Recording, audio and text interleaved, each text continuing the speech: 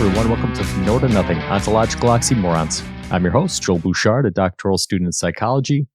And with me today is Shemaiah Reed, the host of Refocused Radio.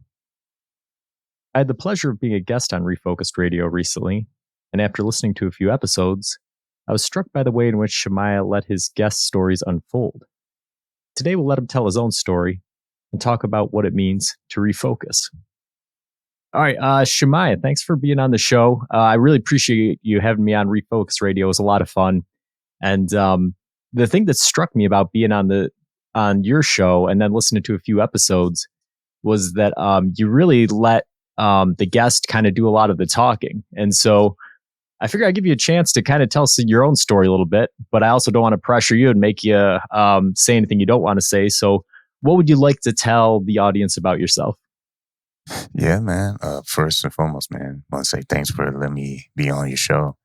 And yeah, a little bit about me is, if you go beyond Refocus Radio, everyone has a story. So I was into the creative arts, man. Like, I love music.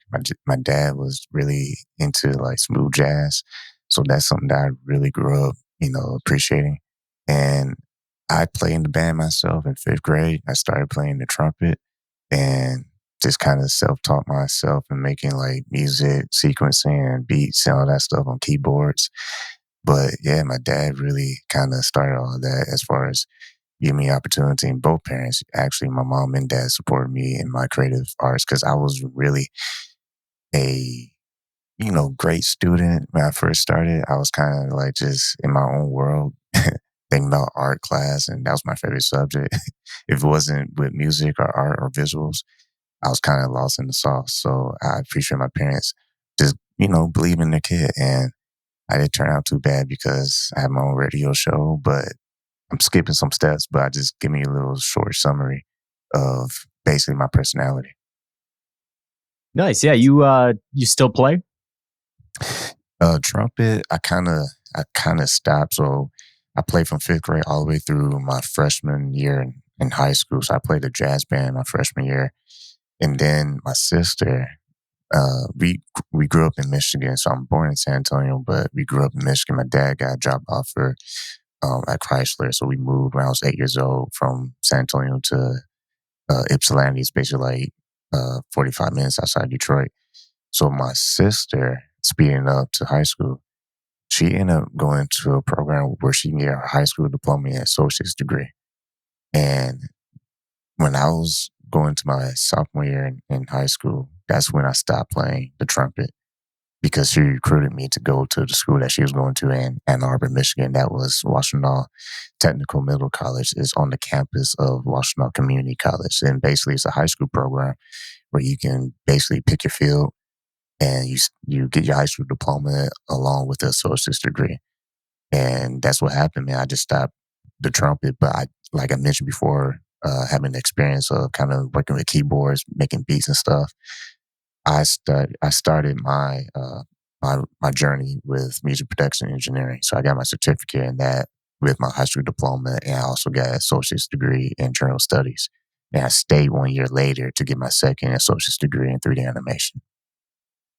Nice. Yeah, I can tell by your show and your production quality that you know what you're doing. Unlike me, I'm just an amateur. Nah, you good, man.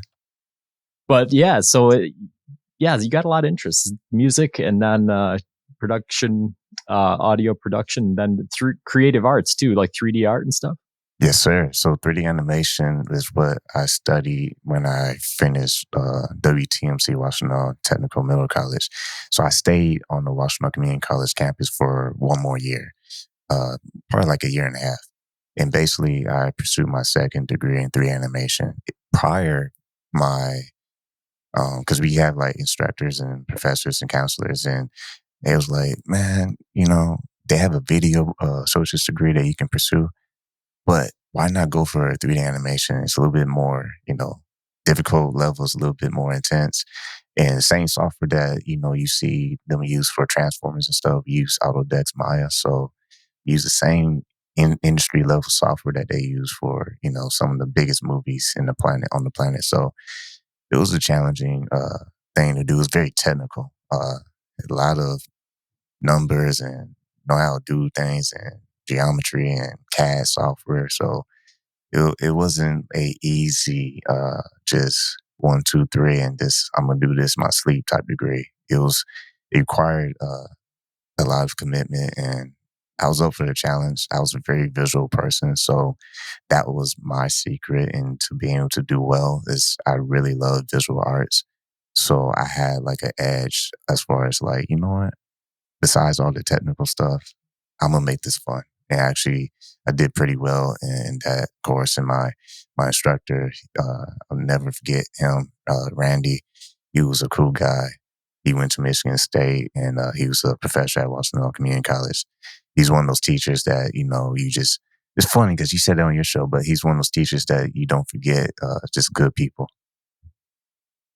Yeah, yeah, no, it's definitely. I'm taking a course right now in teaching the college student for my PhD, and that's one of the things they talk about is they have you reflect on your good teaching experiences and your bad ones, and how to become a good teacher. And some of it, is good to learn, but I think some of it is just it's a personality and it's years of developing it, that kind of stuff, and getting it to work. But yeah, the 3D animation that if you never have, people should watch a YouTube video on how it's done, because with modern movies and stuff, we just take it for granted how much work goes into doing the CGI. And then you watch the credits and you see just hundreds of names scroll by of people doing every little thing. So, yeah, it's definitely a challenging technical field.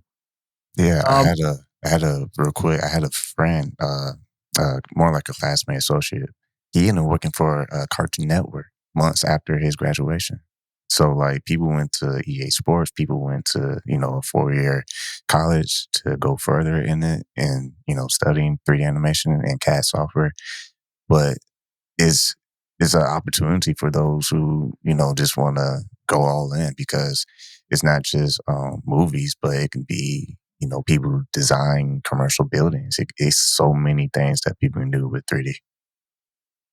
yeah. So you went the other direction. You ended up in radio. Was that by choice, or heading out of college? Did you have a pretty clear path for it, and that's just the direction you ended up going? Or Man, that is the question of the moment of this show because my turning point was I was shopping, where can I go after this community college experience? Because basically, wherever I was going to end up at, I'll probably most likely, without the college credits, be bumped up to junior. And so I'm looking all the universities around the country. I'm like, man, our tuition is gonna be crazy, you know. And I wanted to look at Full Sail, and I heard a lot of people's, good experience there, and they have so many things with music business, entertainment business, video, um, music industry. So I was like, you know what, that would be a cool place to go to. And I was like, nah, tuition at the time just wasn't great.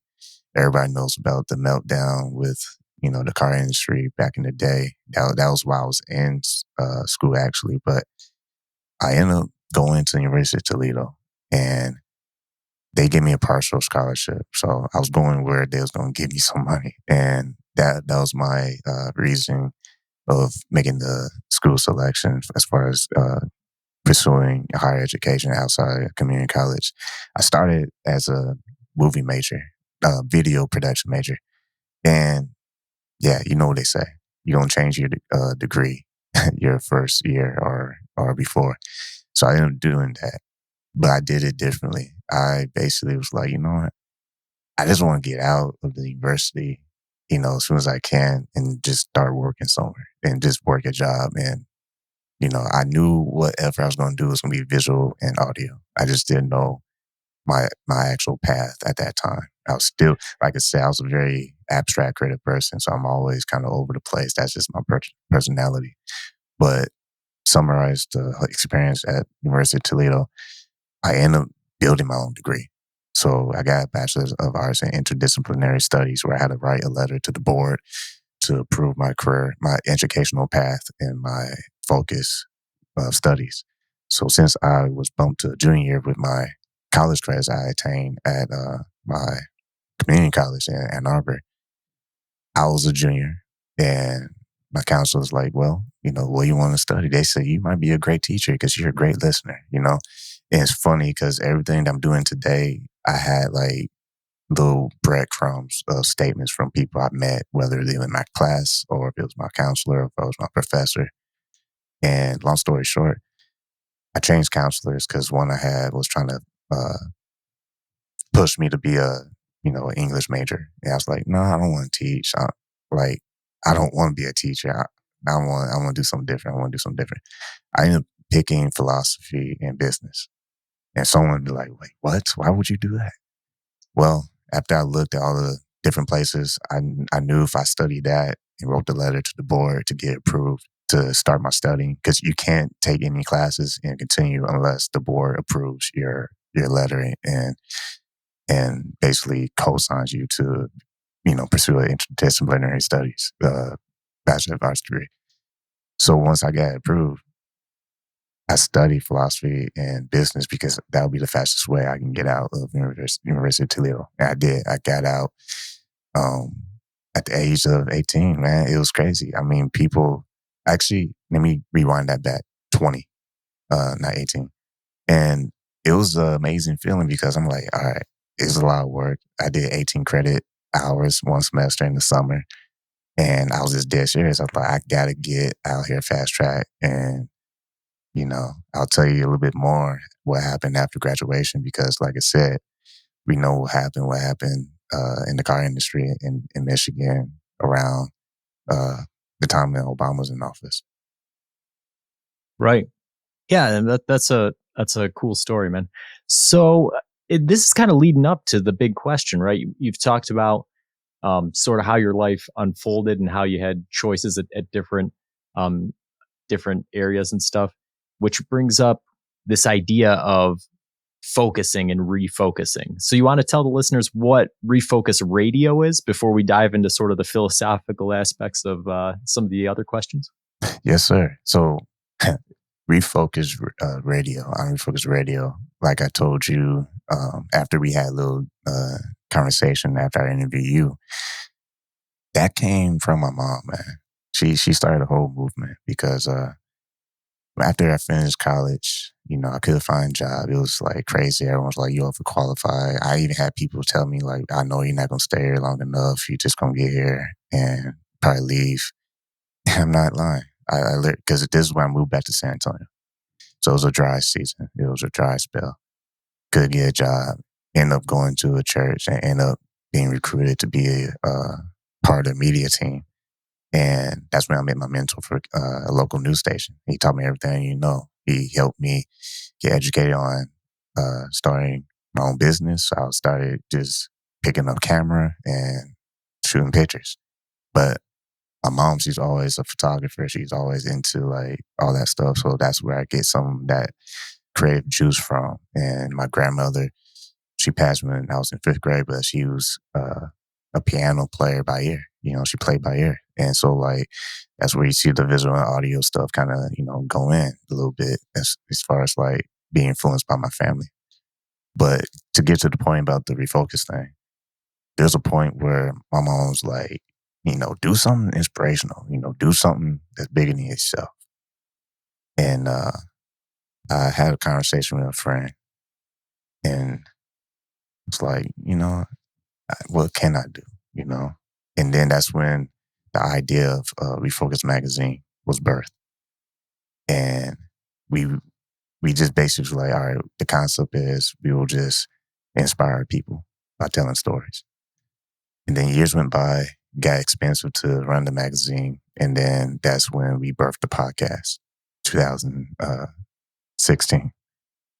We said, all right, we're going to do this podcast. We don't know anything about podcasts, but I was like, I'm going to do it because I didn't know anything about the magazine. My sister, who graduated from Purdue, was our editor in chief for the magazine. So it's a lot of just creative juices, like just like my whole life, from college, community college, University of Toledo. Everything's always been like going against the odds, like not the normal route that everybody is used to, but me calling audibles throughout time.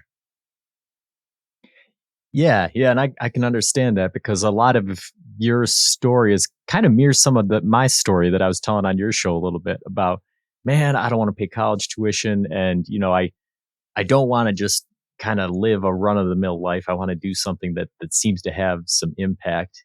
And that combined with being a creative person, being a creative person combined with having a growth mindset kind of takes you to some cool places, whether it's podcasting or making a magazine or, releasing albums or making art, whatever it is. Um, but when you started Refocus Radio, did you see it going where it's gone today? Did you think that you'd end up where you are? Absolutely not, man.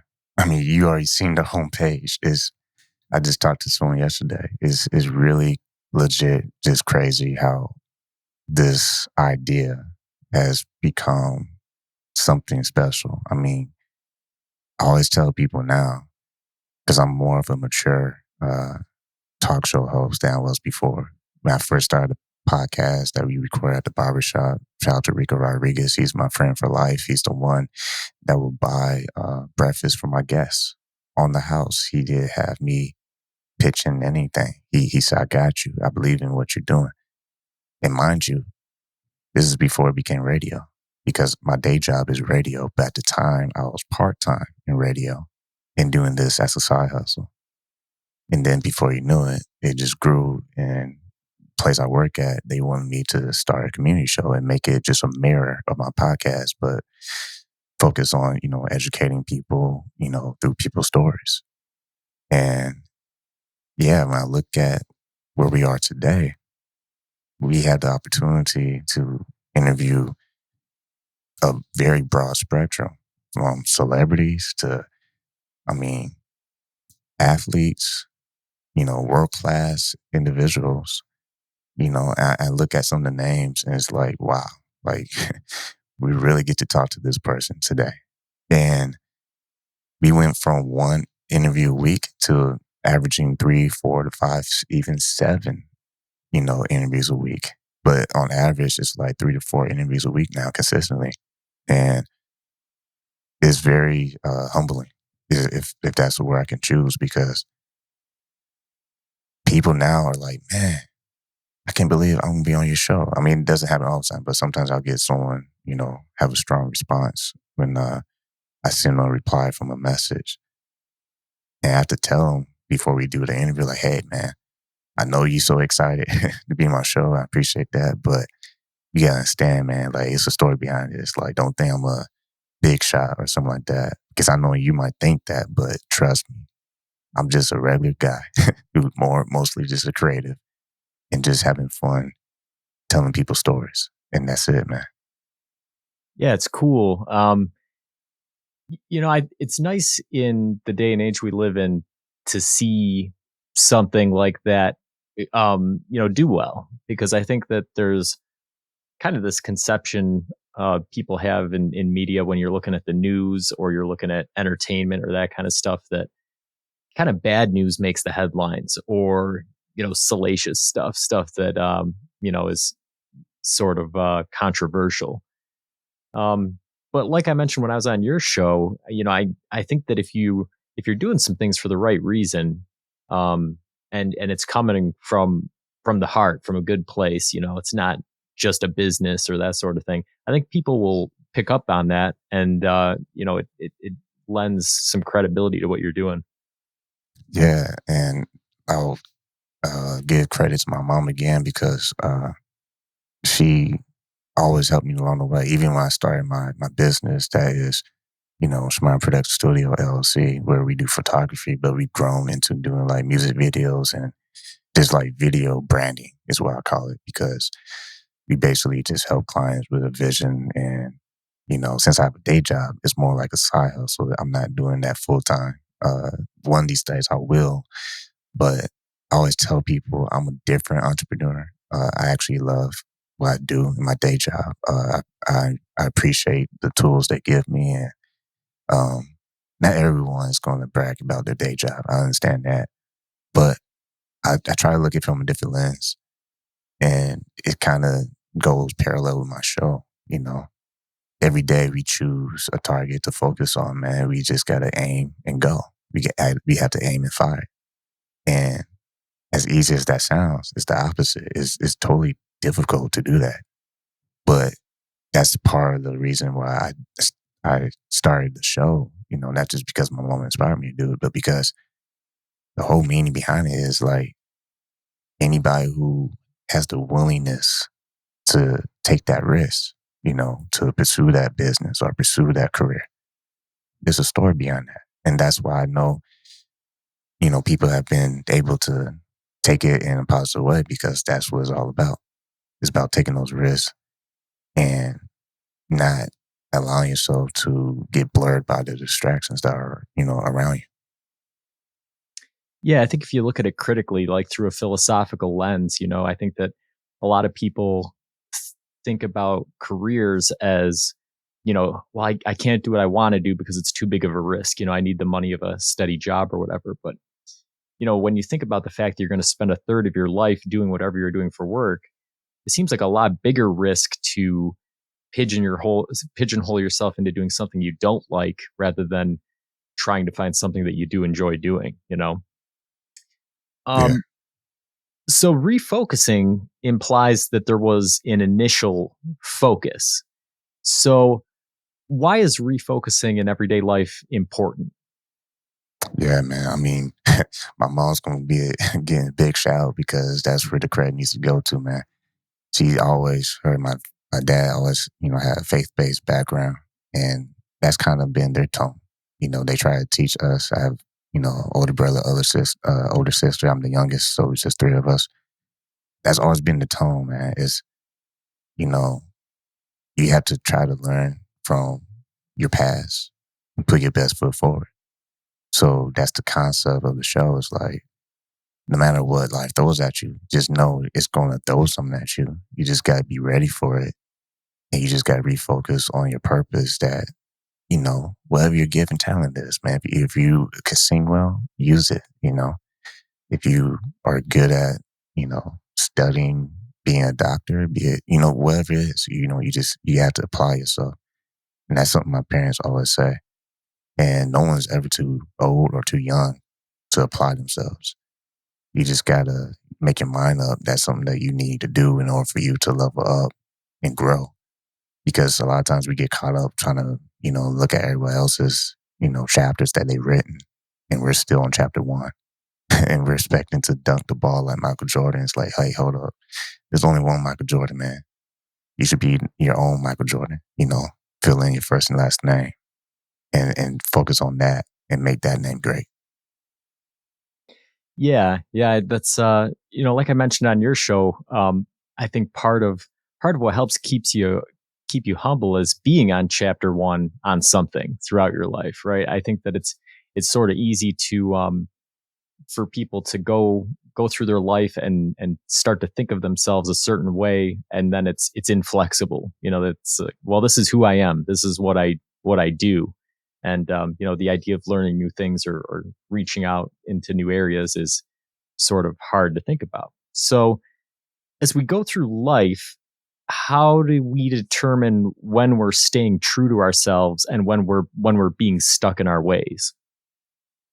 And that's good because truthfully is when you get sick and tired of being sick and tired, man. Like just speaking personally, we all have our dry seasons, right? Or storms. Well, when you get older, you start to realize the storms are not really like the time for you to be like, oh, here we go again. Why you doing this to me, God? you know, like what did I do to deserve this? Whatever. When you get older, you start being like, okay, I've been down this road. What do I need to do? What maintenance adjustments do I need to do? And when you come from that perspective, then you start looking at everything differently. Like everything coming at you that's beyond your control, you just adjust to it and you learn from it. And part of it too is like people like you get on my show. You just get those little gems and you collect them, right? And you be like, hey, I remember this. This sounds familiar. I remember someone talking about this on my show. I'm gonna use this. And remember what they said, strategies that they use to overcome those obstacles. because it's going to come. I think the biggest myth is that people think that hardship, obstacles are not going to come, or when they do come, it's not going to be that bad. Well, you can't live in that fairy tale, man. It's gonna be what it is. But the bigger question is, what are you gonna be after it? You know, how are you gonna respond to it? And people might think, the show I do is easy, it's fun, it's big success with it. No, no, no. It's the same thing. There's always gonna be something that happens. It's gonna be setbacks, it's gonna be frustrations. But when you show up every day, that's when the magic happens. It's when you stop showing up when things just fall apart completely. Yeah, it's funny. I've been doing some research into mythology, and I came across a guy who did a lot of study on it and kind of examined people's myths from around the world in ancient times and stuff. And uh, you know, as an academic, was trying to draw some meaning out of them, what the message and the purpose behind them was. And one of the things that he was ended up saying was that the whole point of these stories is to demonstrate for people how they should act in their everyday lives, because when you see the heroes in these stories, they're always facing these huge obstacles that you'd never face in real life, right? We're never going to go to the underworld and have to fight a three-headed dog or something like that, right? So anything that we face in comparison is pretty easy. So for us to go about our days, right? If I crash my car or something, if I throw up my hands and say, "Oh, well, what's the point?" or give up or whatever the case is, the point of the myths is to say, well, listen, there's people who have gone through a lot harder things and they rose to the challenge rather than throwing up their hands and giving up, And I think that on a whole, societally, that's something that kind of concerns me, right? When we look at some of the issues we're facing out there, specifically with like climate change or, um, the polarity in politics, that sort of thing. I think that the general consensus with people is just to kind of throw their hands up and say, "Oh, I give up." Well, it can't be fixed. People aren't going to change, or the damage to the environment's already done, or that sort of thing. When what we need is for some people to stand up and say, "You know what? Yeah, it's daunting, but people have done harder things, and we can figure out a way to fix some of this stuff." Yeah, I mean that that goes into you know finding your purpose. You have to find it, and when you find it, you have to nurture it. You have to build it up. You have to ask questions. You got to be around people that's going to be smarter than you. I mean, that's all right. That's the main secret sauce. Okay, anybody take this away and they go my website and be like, "Wow, how do you interview all these celebrities or whatever?" I'll tell you the secret sauce. All right, the secret is simple. Not the work, but just the approach. The work is hard, but the principle is simple. And that is, I surround myself with smart people. When you surround yourself with smart people, it forces you to perform a certain way. It forces you to, reach this certain level of how you operate yourself, how you conduct yourself, because they are reminding you where you want to be, right? And they are a reflection of your future, you know, because if you surround yourself with, the opposite, then there's your future. Yeah. Yeah, no, absolutely. And I think that that also goes back to keeping you humble, right? Because that's the thing is when you surround yourself with smart people, it's a lot harder to act like you know everything because you're going to get called on it. Yeah. They're going to know that you don't know what you're talking about. So, kind of revisiting that question though. When we try to figure out when we come up against something difficult, right? We have a challenge and we we decide it's something we don't want to engage with. How do we know whether we're staying true to ourselves or if we're being stuck in our ways? Have you ever come across that something where you go, "Well, I don't really want to engage in that because that's just not who I am." And do you think that that's sort of a cop out excuse, or do you think that there are legitimately things where you go, "This isn't something that I want to focus on, and so I'm going to leave it alone"? Yeah, there's two answers I give to that. First one is, yeah, you you can you can choose to like quit on something that's like actually healthy for you to quit. Like Someone comes and give you advice, whatever, and at first you're hard headed, but then you see the bigger picture and you're like, okay, it was me the whole time. I was the one who stunk up the room. It was me. I did it. When you take ownership in that, then you grow, right? But then there's other things where it's like you just you have to stop because you just need to stop. You need to pause and be like, hey, I need to reevaluate where I'm at. That's when you really start growing because not everyone's advice is like meant for you because people mean well, but they may not give you, the best advice. They might just give you what they see from, a 30,000 foot view, but they don't see the up close, intimate parts of you. And sometimes it's you have to be responsible of knowing your voice. Only way you do that is you gotta reflect. If you don't reflect, you're kind of like rolling the dice. You're not really going nowhere. You're just kind of you're flowing through life without any direction. Yeah, I think that that's a really good insight, and it's one that I have to put to use a little bit better because I think that when you describe that scenario, it's easy for us to think of somebody who maybe doesn't have a job or is living at their parents' house or whatever the case is. But I think it can happen to successful people as well. Because if I have a full time job, and then I'm writing an album and I'm writing a book and I'm doing a podcast and I'm trying, I'm married and I'm trying to have a social life with my friends. I'm trying to keep, and I'm going to school. I'm getting my PhD. I'm trying to do all this stuff, right? It leaves very little time for reflection. And the way that you describe that is really accurate. Sometimes you feel like you're just rolling the dice. You're like, I don't know where I'm going. I'm just jumping from this thing to this thing, trying to stay on top of it all. And there's definitely been times where I've had to stop and say, what am I doing? What is a priority right now? And I think that is a big part of refocusing. And to touch on that even more, like for me personally, like I said, both my parents are like, you know, based on faith and all that.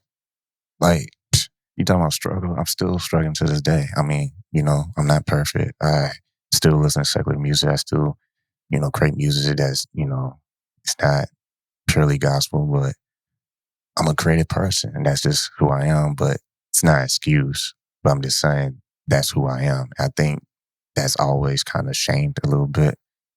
And people are always going to have their opinion. But that's when you have to have those alone times and just think about your life, you know? And if you feel like, okay, I do need to get closer to God, well, then, all right, let's do that. But I come from a perspective where it's more about what your actions and what you're really trying to do versus your words and what you want to sound like. Because the show that I'm doing today, it wouldn't be where it's today if I was just on some script. People will see right through it. People will never want to be a part of the show. I think people like the idea because they can come as they are. And yes, I'm gonna have a little, uh, you know, center on this faith thing, but I like to tell everyone's story because I come from a perspective that if someone doesn't get to talk, then what is life? You Yeah, can't just have someone say whatever the script is. You got to have people from all backgrounds of life to speak. And like I said, I respect my mom and dad's faith because I believe in it too as well. But at the same time, you know, even God talks about do unto others if you have them do unto you. So for me, it's a personal relationship, and that's something that we choose to build with others every day. And it's not easy, but it is a positive experience when people try to allow that part of them grow. yeah, it's a really important point. Um, I think that when it comes to religious stuff, I think that a very important point is that nobody's perfect, right? There is nobody that's perfect, and one of my favorite parables from the Bible was when Jesus is teaching them how to pray. He says, "Don't pray like a Pharisee, who's in the temple saying, 'Oh, look at I'm so glad that I'm not like this guy,' you know, out loud." And the other guy, he's just praying honestly, earnestly to himself. And so I think that that goes back to what you were saying, right? About actions speaking louder than words, right? It's hey, go, when they ask how they should pray, he says, well, go pray in your closet, right? Don't go making a show out of it for everybody. And as far as embracing other views, right? I think that, like, the whole philosophy behind your show is very important, right? Letting people tell their story, even if it is different from yours, because gaining a a wider perspective can really only benefit people in the long run, because one of two things will happen, right? Either you're going to hear things that conflict with your worldview and are wrong and thereby confirm your worldview, or you're going to hear things that conflict with your worldview and are right. And then you're going to have to refocus, right? You're going to have to rethink and critically think philosophically about what it is you believe. And that leads to a greater depth of understanding about what you believe than just being somebody who kind of takes something at face value. Yeah, because I've been fortunate to interview a very wide spectrum. I mean, from legendary hip hop icons to, really, to the point strong, pastors, you know what I'm saying? Like, but I feel people, when they care about the show and they kind of look at what it's all about, the main thing that they are attracted to is the fact that I don't speak as much. I'm not the one saying this is the message and yada yada yada, and then the guest says a few words and I wrap it up. And I think that's why it's important because you know when it comes to the Bible, something I've been exposed to my whole life. Grew up going to church, all that, and the one thing I know it works is that you have to do it yourself. You have to read yourself. You can't depend on the church or the pastor to tell you how to live and tell you what to do. Because a lot of the traditional man-made rules is what it is. I won't go deep into that. But one thing I know for sure is you have to be the one that has that conversation. And you just be yourself. You don't have to, switch into this character where you just say all these biblical words. You just be yourself. And I feel like you will always have a better chance to grow and mature, and people will feel it. Like when you have conversations with people, they be like, man, what do you believe in? I had, in college, real quick, I'll throw it back to you. In college, I was at Toledo. I was in the class and it was an atheist in the class. And the reason why I know is because he wanted to talk to me after, excuse me, after the class session. And he's like, man, he said, I'm an atheist, man, but I'm very curious. What do you believe in, man? Because I feel like you might be a Christian, but then I don't know. And I told him, I said, wow. Well, first, I ain't got no beef. If you're atheist, that's you, man. Like, that's not, that's your decision. Like, I can't control that. And two, I said, yeah, I'm a believer, man, but like, I'm not going to quote scripture and throw it, down your throat. Like, I don't believe in that. Part of the reason why is because, growing up in the church, you see stuff behind the scenes and you just go through, some of those things. And sometimes it's like, nah, that's not the type of person I want to be. I want to be a person that just does it and people see it. I don't want to just speak it and then they see me doing something else. You know what I'm saying? Like it's just, you have to just be real. The more real you can be, the more people will respect that, and they will just, the right ones will respect you and the wrong ones will just judge you. Absolutely. Yeah, no, I had a very similar background, where I was raised in the church. And you see a lot of people who do. They become different people at church than they are at their houses, right? And really, that's just the same thing as the Pharisee praying, right? You're just saying something out loud when what's in your heart is not the same thing. And I like like you said, I like to be the same as you. Yeah, and that's hard when you have a podcast, right? I think you do it a lot better than I do because you're absolutely right. That is what piqued my interest about your podcast. Listening to it as I go, man, this guy never talks about his own thing. He just lets the guests tell their story. With mine, I try to stay pretty neutral about stuff, but I do end up tipping my hand a little bit about things that I believe. But at the same time, it's part of my responsibility when doing the show to talk about all kinds of worldviews, right? Hinduism, Buddhism, Christianity, atheism, and even there's been some studies that have shown atheists actually act more moral than some Christians do. I would And not that be surprised, man. right, just based off of the people that you've met throughout your life who kind of use some things as a mask in some ways, right? So, how do we discriminate between growing as a person and selling out in some way when we're trying to focus or refocus on our lives? Hmm, that's interesting. Yeah. So you're asking like, instead of selling out, you're just kind of like staying true to your gut. Is that what you mean? Yeah, so I guess this question is sort of like the opposite of the last one, right? Yeah. The last one was, how do you know if you're staying true to yourself or if you're being stuck in your ways? This Mm, one is kind of, how do you know if you're growing as a person when you change your opinions or thoughts or attitudes on something? And how do you know if you're actually selling out or just kind of going along with the crowd with when you take a new thought or worldview? gotcha. Yeah, man. I'll say selling out, man, is easy and is convenient in this world.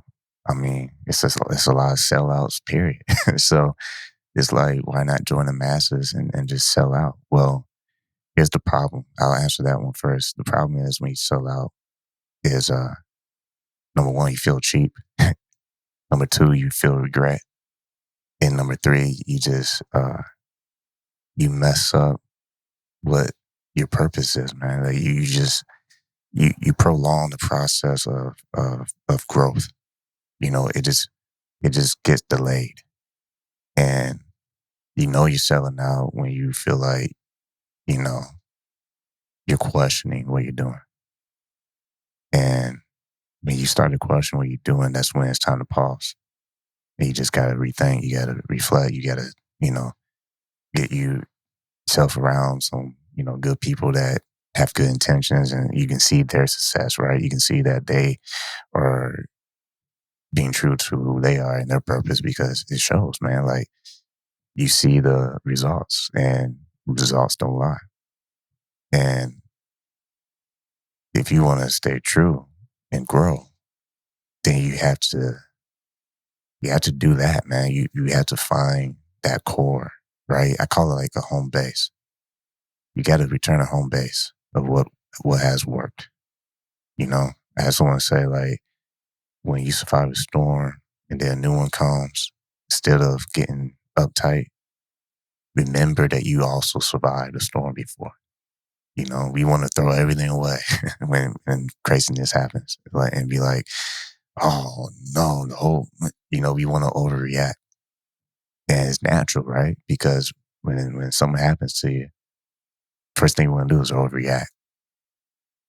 Or if you build up going in the wrong direction, you want to be in denial, blame everyone else except for yourself. So selling out is when you're not trying to pursue what is going to help you versus what's hurting you. And selling out will make you delusional because you would think you're doing something, but you're really not. Yeah, you hit it. I think you hit it on the head there. Um, yeah, early on in the response when you said selling out's easy, right? Whereas growing is hard. Like growing is almost never It's a easy. lifetime. Yeah, yeah. So I think that's a good way of putting it is regardless of whether or not the area you're branching out into um, is something that coincides with your current beliefs or goes against them. I think that if it's hard, if it's requiring you to do a lot of thinking or a lot of research or a lot of talking with other people in order to come to a conclusion, that's probably growth. Whereas if you're just hearing something or reading something or being told something and going, "Oh yeah," then that's selling out. It's probably pretty much that simple. It's like if everyone was to jump off the cliff, are you gonna be the next one? Right. Yeah, exactly. So when you look at your life, how well do you feel you've done refocusing throughout the years? Is that something that's always been at the forefront of your mind because of, your family and the way that you've lived, or have you found yourself at times needing a reminder? Man, I'm gonna be the first one to say I need a reminder, man. I can't just be on your show acting like, oh yeah, my whole life. I had it figured out. This is actually exactly what I always thought. No, no, no. This is why I'm so passionate about it because I feel like it's so necessary for people to have this, man. Like I said, give credit to my mom. Like my mom is my rock. So is my dad. But my mom, you know how it is. Moms are always emotional and they always worry about this and worry about that. But if it wasn't for her, man, all this refocus stuff would never exist. If it wasn't for my dad, I wouldn't have the drive to do what I do. My dad was a hard worker. He always worked so hard for his family. So if I look at my life right now, of course I need improvement. I'll be lying if I said I didn't need improvement, because like I said before, this is a lifetime process. We have to strive every day to refocus because anybody who says they're focused and they say or claim that they're focused for the rest of their life, they're lying. Literally 2 minutes from now, something can happen in traffic and I can lose my focus. I'm one email away from losing my cool. you know, a bill can come. It's like, wait, you see what I'm saying? Like life happens.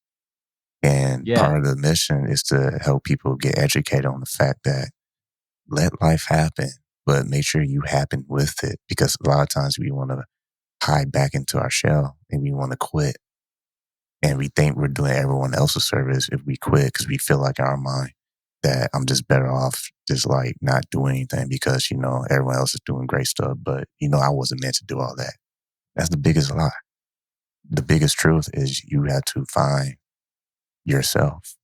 And sometimes you don't do that until a storm hits you, until you go through some hardship. And it's not like you just perfect on the other side. It's just that you now know a system of what you need to have in place in order for you to sustain success and to achieve new success. And you always have to surround yourself with people, even if it's just one person. Like you hear me say my mom. Well, if it's just your mom, it's just your cousin, whatever. You just need one person that's going to be your uh, accountability partner that's going to be like, hey, you need to do better. Because you ain't going to want to hear it, but you will remember it. And when you hit those brick walls, that's the first people you're going to remember, the ones who've been trying to help you out and show you the right path. Right. Like we were talking about with the mythology, right? The hero isn't a hero before he's gone through something difficult, right? Then he's just a guy, right? So these things that are, difficult in life that we face are the things that make it worthwhile. But on top of that, um, you know, it's funny how, your podcast, right, is all about refocusing. Mine's all about philosophy. And I think that when you spend a lot of your life doing that, being involved in the one area, I think that the sort of conception people have is that um, you're an expert or you know everything about it or you do it all the time.